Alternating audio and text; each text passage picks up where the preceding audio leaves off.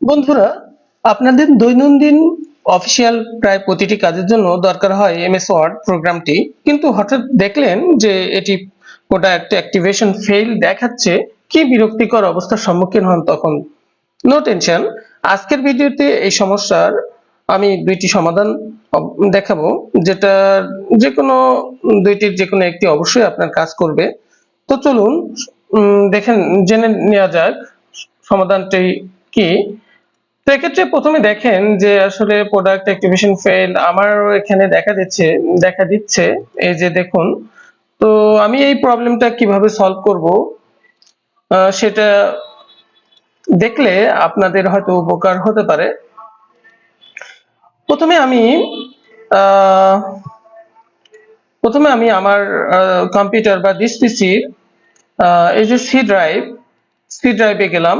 এরপর program files, আমি যে ধাপগুলো দেখাবো অবশ্যই আপনারা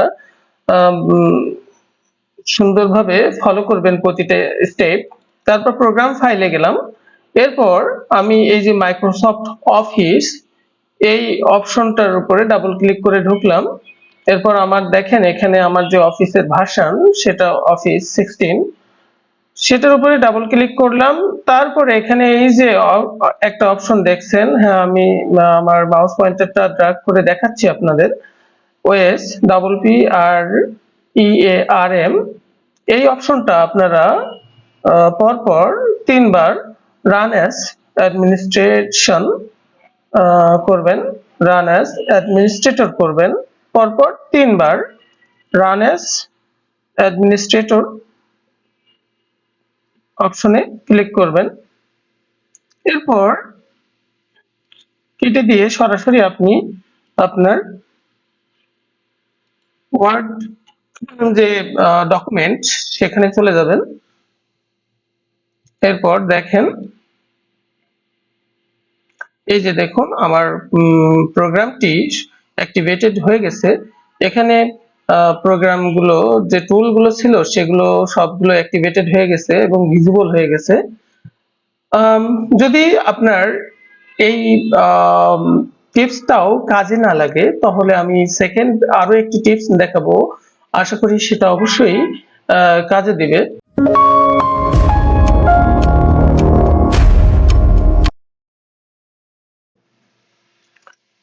সেকেন্ড যে টিপস সেটির শুরুতেই আপনাকে প্রথমে আপনার সার্চ কম্পিউটারের সার্চ আইকনে যে virus virus and threat protection এই অপশনটা ওপেন করে নিয়ে আপনার এখান থেকে এই যে রিয়েল টাইম প্রোটেকশন এটা অফ করে নিতে হবে। আমি আগে থেকে অফ করে নিয়েছি। ক্লাউড ডেলিভার্ড প্রোটেকশন এই অপশনটাও অফ করে নিতে হবে। অটোমেটিক স্যাম্পল টেম্পার প্রোটেকশন এগুলো অফ করে নিতে হবে।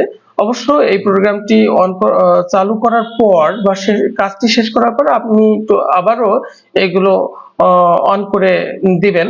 তো আমি অফ করে দিলাম। এরপর আমি ক্লোজ করে আমার একটা ব্রাউজার ওপেন করলাম। আমি ক্রোম ব্রাউজারটি ওপেন করলাম। ক্রোম ব্রাউজার ওপেন করে সেখানে আমি লিখব bit.ly।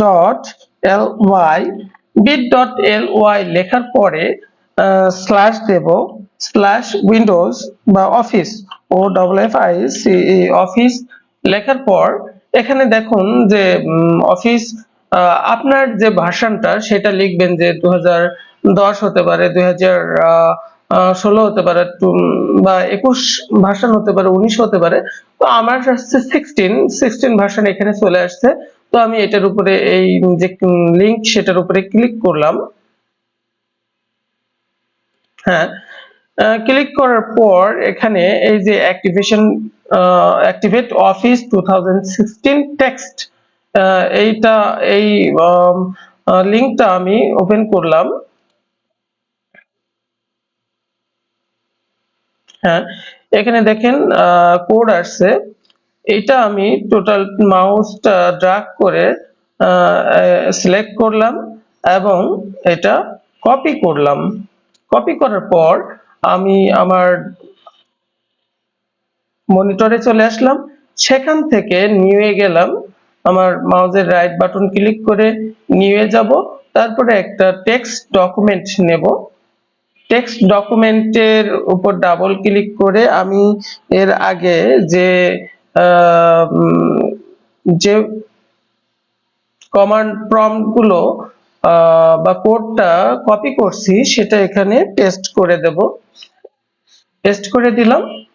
এরপর এই যে ফাইল অপশন দেখছেন, এই ফাইলে ক্লিক করে সেভ অ্যাজ এ ক্লিক করব।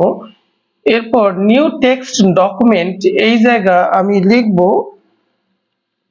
Office dot CMD. লেখাটি অবশ্যই সঠিক হতে হবে, অফিস ডট সিএমডি লিখে সেভ করলাম। হ্যাঁ, এখানে দেখুন এই যে একটা আইকন দেখা যাচ্ছে। এরপর আমি অফিসের উপর মাউসটা রেখে আমার মাউসের রাইট বাটন ক্লিক করে রান অ্যাজ অ্যাডমিনিস্ট্রেটর ক্লিক করলাম।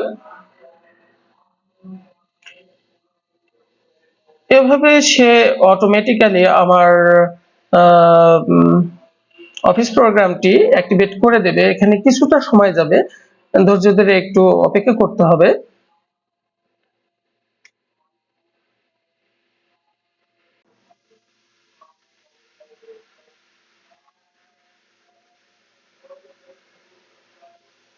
একটু সময় নিচ্ছে, আমরা ধৈর্য ধরে অপেক্ষা করব।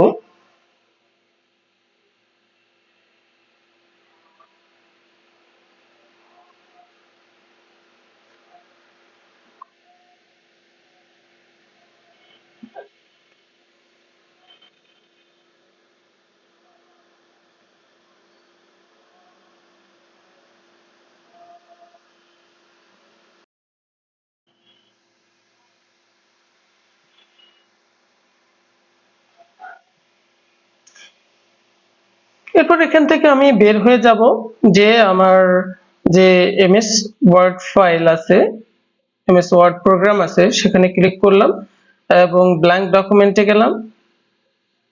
হ্যাঁ, এখানে দেখেন যে আমার যে এমএস ওয়ার্ড প্রোগ্রাম সেটা অ্যাক্টিভেটেড হয়ে গেছে, টুলস গুলো অ্যাক্টিভেটেড হয়ে গেছে।